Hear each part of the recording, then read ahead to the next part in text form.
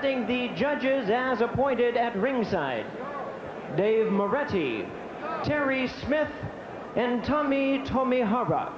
Now presenting the referee in charge of this bout, working in this his 69th world title bout, Mills Lane. All right, fans, here we go with the long-awaited showdown for the WBC Middleweight Championship of the World, scheduled for 12 rounds of boxing. Introducing to you first the challenger on my right, fighting out of the blue corner. He is wearing gold trunks, fighting out of Freeport, Illinois, as he represents the world-famous Kronk Gym in Detroit. His weight, an even 160 pounds. His record, 27 wins, only 2 losses, with 25 big wins coming by way of knockout. Introducing the former WBO middleweight champion, tonight the challenger, known as the G-Man, Gerald McClellan. And his opponent across the ring. On my left, fighting out of the red corner, is one of the great knockout artists in boxing today. He enters the ring wearing white trunks with red and blue trim, hailing from St. Thomas in the U.S. Virgin Islands. He weighed in at a ready 159 pounds. His outstanding record includes 46 wins, only 1 loss, and a tremendous 43 wins coming by way of knockout. He is the former WBA junior middleweight champion, the current defending WBC middleweight champion of the world, Julian "The Hawk" Jackson. Once again, here's your referee in charge, Mills Lane. All right, gentlemen, this is for the championship of the world. We've gone through all the instructions one time. Expect a tough, clean fight. Protect yourself at all times. Any questions from the challenger? Any questions from the champion? Let's get it on.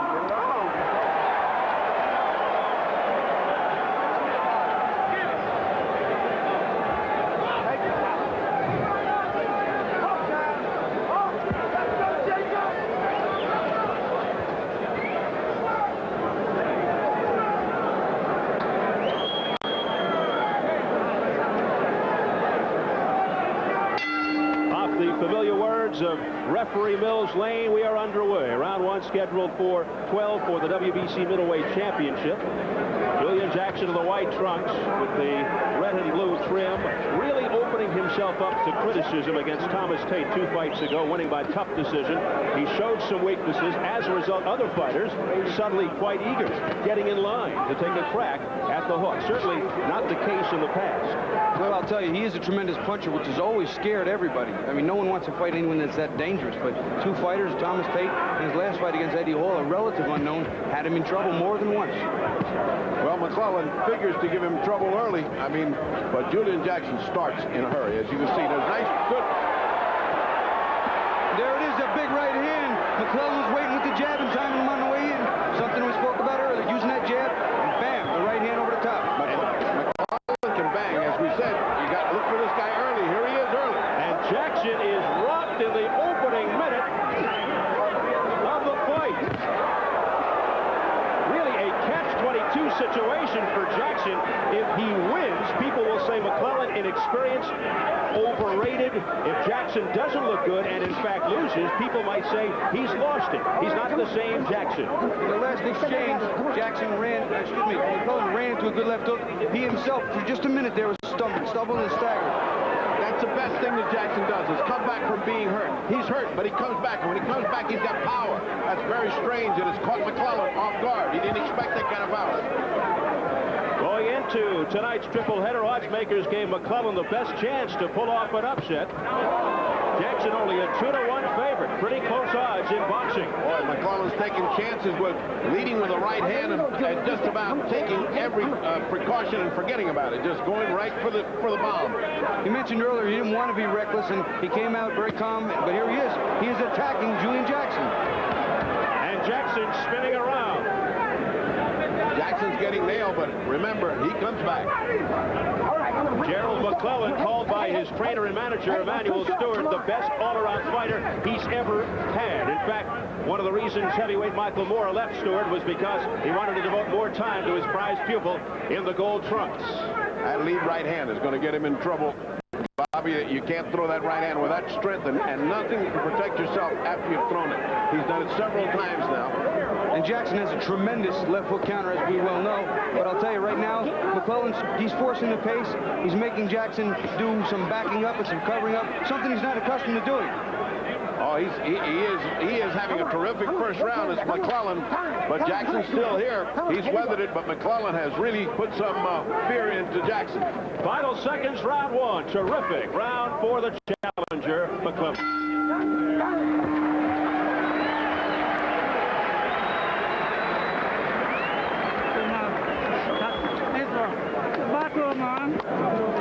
Thank you. Yeah, but guys coming too slow, man. Come on, walk the corner. No. Go to go. Okay. I'm okay. All right, here's that early surprise sneak attack that got Jackson in trouble. Jackson's just trying to get organized. Now watch that right hand, and that's what got him right hand crazy. That right hand put Jackson in trouble. Look how much trouble he's in there. Take a look at the second one, Bobby. Well, I'll tell you, what McClellan said he was going to do is use the jab, wait, and bang. Over the top, there it was. But as the round progressed, he started getting a little careless, got hit a few shots of his own. Because he went right hand crazy. Thought, oh boy, if that does it with the right hand, let me just shoot the right hand. That's a big mistake, and I'm sure Emanuel Stewart is pointing that out in the corner. And what happened in the corner of Julian Jackson was his corner told him, now start looking for the counter. Now start looking for that counter. Both of us have said here, the counter to that right hand could just put McClellan on the canvas. Despite Jackson's impressive record, many are saying he is on the decline in his career, and Gerald McClellan out to prove it. McClellan's best combination, a right hand to the head, left hook to the liver. 17 of his 25 knockouts, according to Emanuel Stewart, in that fashion. Again, you saw that right hand over the top. It's something you have to worry about with punchers. The punches are all big, they're all heavy. If you start missing them, you get tired prematurely. And also, something that has probably plagued Jackson in the past few fights, he's knocked so many people out so easily that he doesn't pay as much attention to defense. Two good body shots exchanged, one by Jackson, one by McClellan. These guys are not letting any aspect of the punishment game go by. Both of them are punishing the body, both of them going with power punches to the head. This is a whopping middleweight title fight. And while most people anticipated a shootout, a slugfest, as we are seeing here at the outset, Jackson told us yesterday he thought it would be a more technical fight, that he'll pick his shots. Set him up. He says McClellan is not a good boxer, although front fighters are generally good, sound boxers.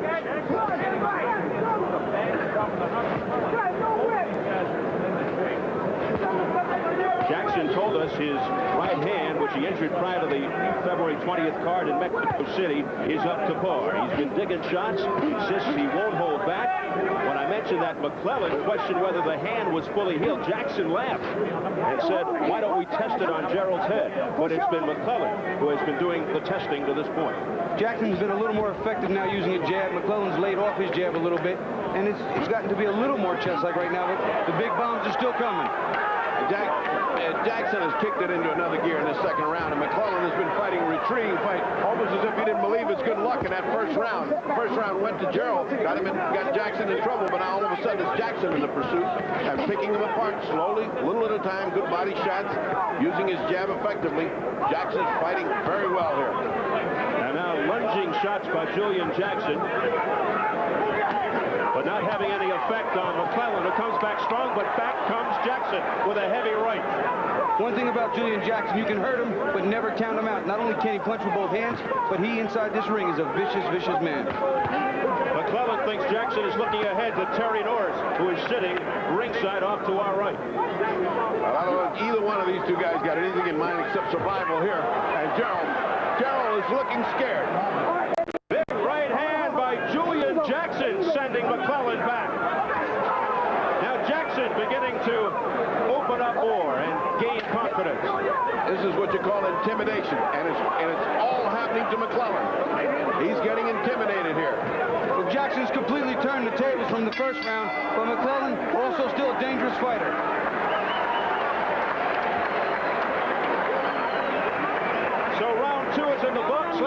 Montel Williams. I'm here with Julio Cesar Chavez right here in his dressing room. And Julio, you look great. You look like you're in good shape, but you look really relaxed. Are you looking past Terrence Ali, looking towards Pernell Whitaker? No, de ninguna manera estoy muy serio. He's very serious. Lo que pasa es que ya son muchas peleas de campeonato mundial. He's already had so many Ya era un championship poco fights. nervioso como antes. He Ahora doesn't get nervous as he did estoy before. relajado He's very relaxed. y espero esta noche ganar. And he expects to win this evening. Me encuentro muy bien. He feels very good. You know, Whitaker told me about a week ago that he's going to knock you out the block. Bueno, lo que él diga me tiene sin cuidado. Arriba del ring se va a saber. He says he's not at all afraid of whatever Whitaker says. Whitaker will see once they get in the ring. All right, thanks. We're going to go back to you, Steve. Thanks a lot, Julio, for letting us off. All right, Montel. Next up after this one, the WBC Super Lightweight Championship, Chavez versus Terrence Ali. This is round 3 in a most exciting fight. Julian getting his head of steam up, and I'm sure Emmanuel Stewart said, son, you got to do some fighting or this guy will come right over you. And McClellan's got to get back on track, throw some of those right hands that were landing. He's got to box more, Bobby. He just can't stand in front of him like that. He came out with a good stiff jab, and now the jab's more of a feeler. He's using it to feel, looking for the right hand. He's got to use a stiff jab to set up that right hand. And now Jackson winging big shots, gaining confidence as the round goes on. Jackson's hands are very heavy, and when they land, even though it's off to the side of the head, it hurts, and he's feeling it now. That's what's getting him intimidated. A solid right uppercut by Julian Jackson. And Jackson beginning to answer back after a rugged first round. McClellan said he is not scared going in. Many people often are when they're facing Julian Jackson. He says, my tools are better. I punch as hard as Jackson does. I'm faster and I'm stronger. He seems to be a little quicker when he wants to be with that jab. His right hand seems to almost be an equal, but his left hook doesn't, except to the body. McClellan 27-2, 25 knockouts, his 2 defeats early in the career. Decisions to Dennis Milton and Ralph Ward back-to-back in '89. Meanwhile, Julian Jackson 46-1, 43 knockouts, 2-time world champion. Oh, look out! What a right hand by Julian Jackson. That's that counter that he was measuring him for, and it landed. You can't just flick an idle jab out there and not expect Julian to come over, and he did. I haven't seen McClellan in a lot of fights where he's gotten hit hard, and I was always wondering just how good is his chin, and right now it doesn't seem to be too bad. McClellan hanging in there. Yeah, Bobby, he seems very impressed, however, by the power of Julian Jackson. Jackson with explosive knockout power, particularly with the right hand and the left hook. We just saw the right, and so did McClellan. That right missed, and a countering left. Also a grazing blow by McClellan.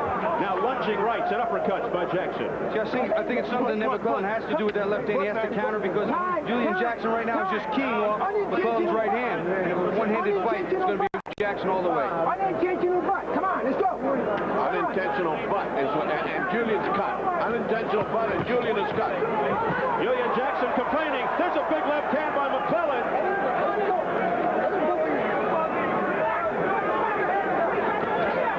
And now McClellan looking to measure Jackson off. Sometimes those butts get you a little bit dizzy. I wonder if that happened to Julian. He just seemed to stop fighting after that butt and got hit by 2 hard punches by... Another big right hand right on the button. Gerald McClellan landing with the heavy right. Jackson slips as the bell sounds. No knockdown. Interesting round. Julian Jackson was having his way. All of a sudden he gets butted. He quits fighting. He gets hit twice and makes it an even round. Too long. Keep firing him now, okay? Keep letting him go dig that left hook more. Man is getting tired now, but you're letting him get away with some of the shots. The corner don't know what the hell they're doing. Come on, man.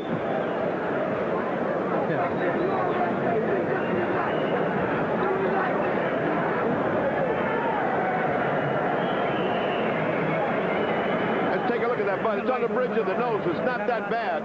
Let's take a look at it and see if we can see it well. There it is. Not bad. I don't see if that's a bad butt, Bob. No, it's really an accidental, but it didn't look like a bad one, but there is a cut from it, so it has to be noted. And I wonder if it stunned him because he just kind of stopped fighting. It was the same intensity when he came back, and Gerald was able to land 2 or 3 good shots and even up the round. I mean, this is kind of an even fight right now, folks.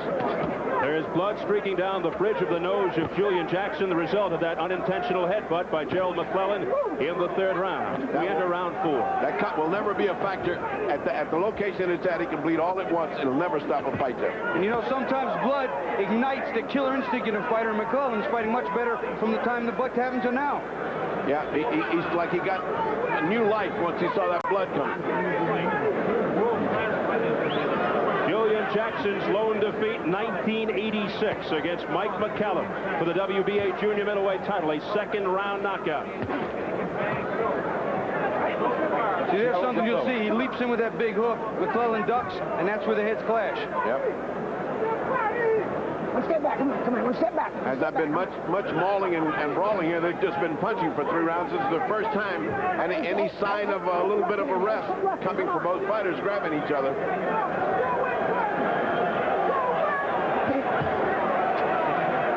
McClellan extremely quick on the defense. Julian just looks bothered. He looks like he's blinking from that eye.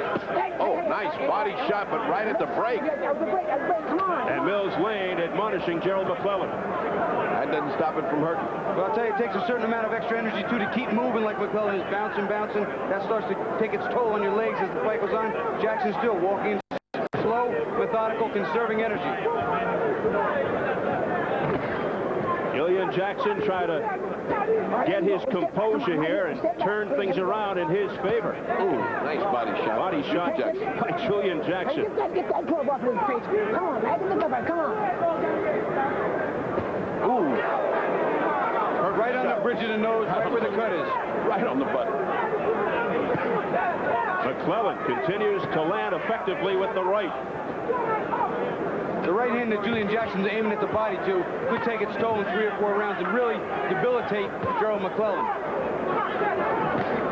Julian's doing his homework to the body. No doubt about that. He may be sacrificing a round, but he's really putting in some shots.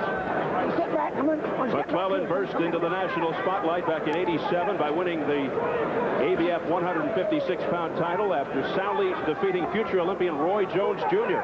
at the '88 Golden Glove semifinals. He was disappointed, though, he was not chosen to compete on the Olympic team.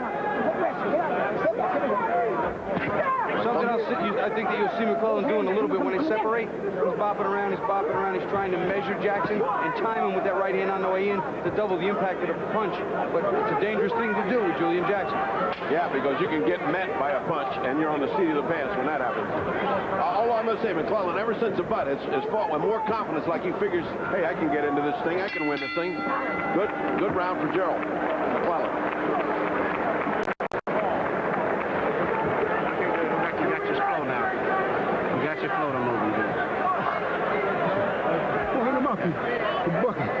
To my leg. Relax.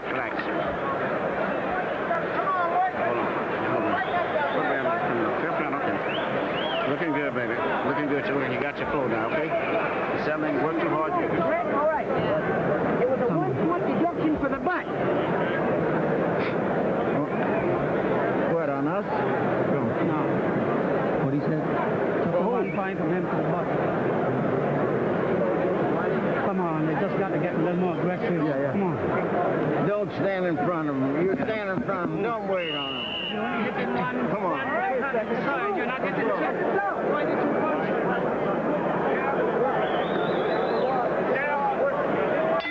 Mills Lane just informed us that there's a 1-point deduction for that butt, even if it was unintentional. 1 point off McClellan from back in the 3rd round. And in a close fight like this, Bobby, that is a big penalty. I think it's a bad rule, I really do. And, you know, it only seems to be that if the butt causes a cut, if they would have just banged heads and he would have swelled his eyes shut, nobody would say a word. Yeah, but those are the WBC rules that he said, regardless of whose fault it was. I mean, it was Gerald's fault. There was a cut, there was a butt, and but, you know, that neutralized the round because McClellan has taken that round, so you take a point away from him, you got an even round.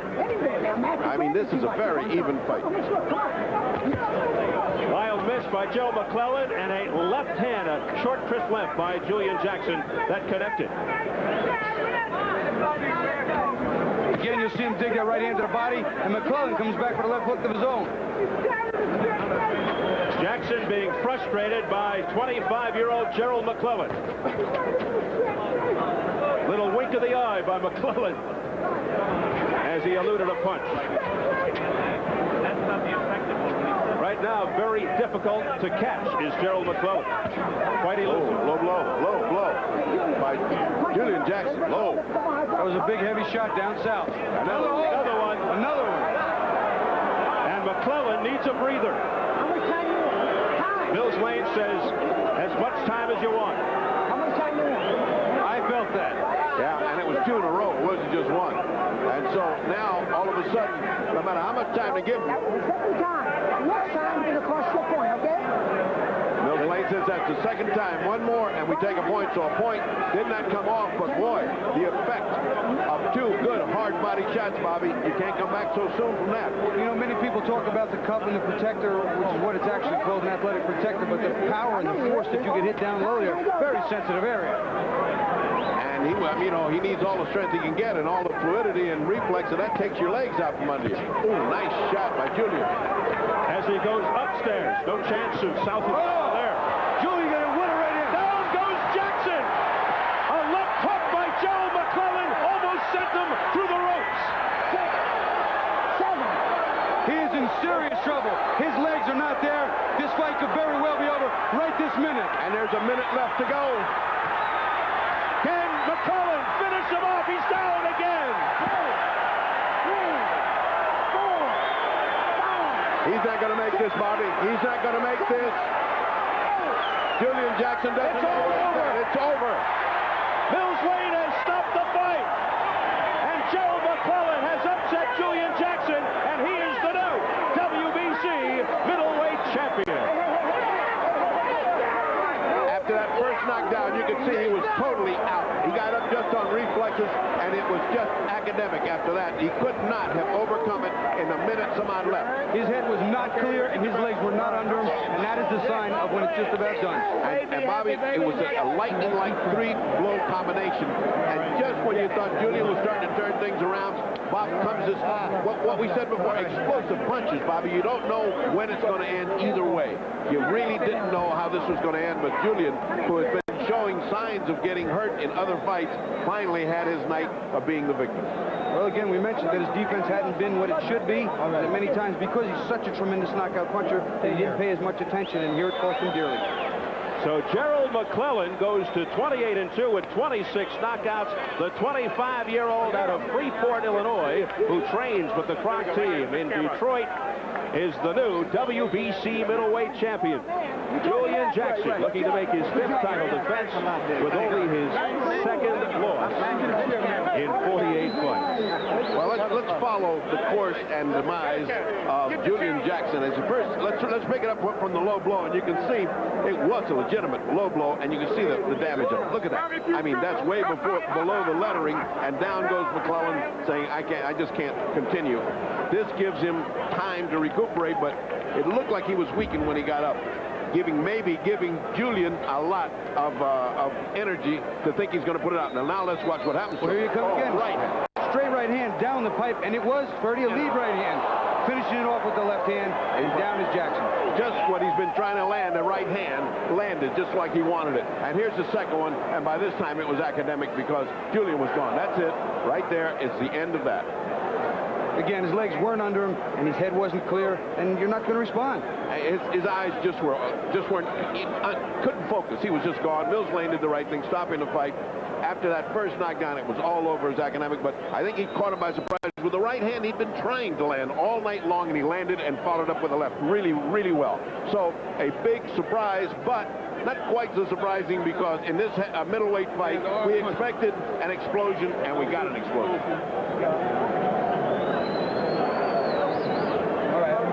So the power and speed of Gerald McClellan doing in Julian Jackson. Jackson, a 2-1 favorite coming in. It was the closest odds sides of all three fights on our boxing triple header. And Gerald McClellan, normally a very business-minded, serious young man, particularly when he met with us and with the press throughout the last couple of days, but with reason to finally let out with a smile.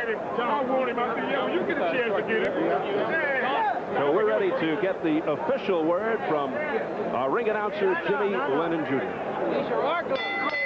Ladies and gentlemen, we have the time. 2 minutes, 9 seconds in round number 5. The referee in charge, Mills Lane, stops the contest. The winner by way of technical knockout and the new WBC middleweight champion of the world, the G-Man, Gerald McClellan.